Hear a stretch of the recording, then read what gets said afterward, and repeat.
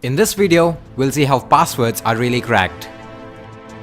Passwords are not saved as plain texts. Any website of this age on the internet uses a hashing algorithm to encrypt and manage passwords. There are many types of hashing algorithms like the SHA-1, MD5, etc. As an example for this video, let's consider Facebook.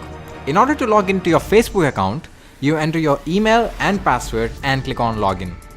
The first time you create a Facebook account, you are asked to fill in a form like this, which contains your name, your email address, and it asks you to choose a password, your birth date, and your gender. Once you click on sign up, this data is sent to the Facebook's backend database.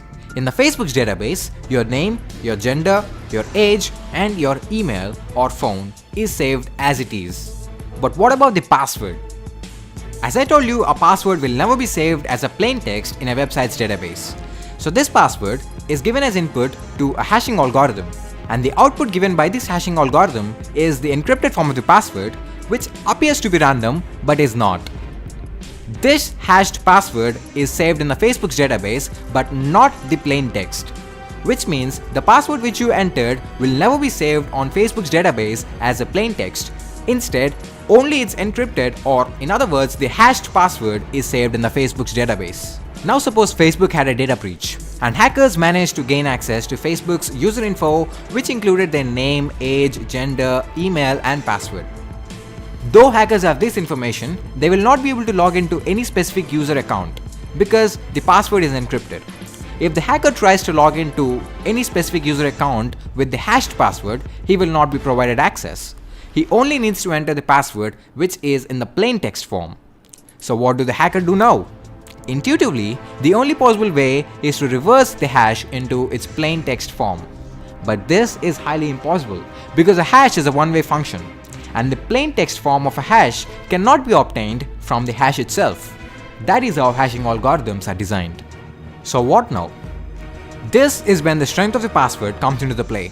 If you are using a common password like test123456, which I used earlier to sign up for Facebook, then the hacker will easily able to know the plain text form of your password from the hash string. There is something known as rainbow tables. These rainbow tables contain the password hashes of numerous commonly used passwords along with their plain text forms. So the hacker will be able to do a simple search with the password hash that he has, and if the password hash exists in the rainbow table, that means that the password is successfully cracked and we now have the password in a plain text form.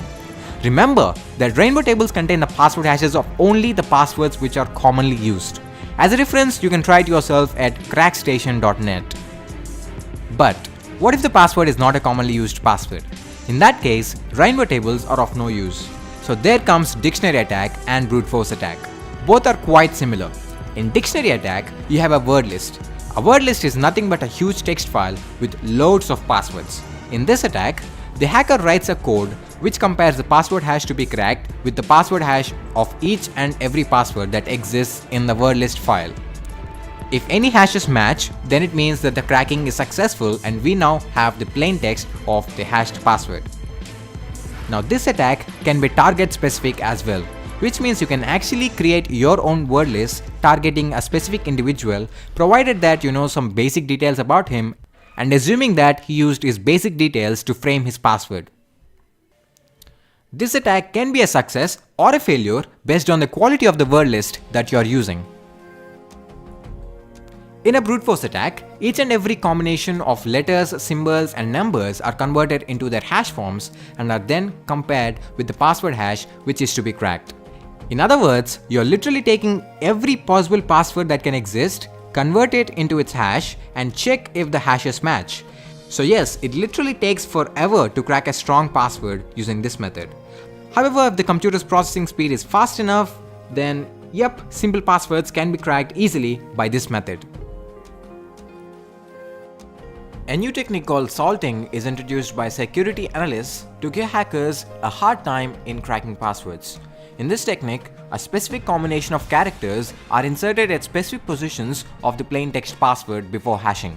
Every company has its own salting algorithm and they don't make their salting algorithm public. For example, let's say Facebook's salting algorithm inserts a string f ampersand 2p at the beginning, after the third character and at the end of the plaintext password.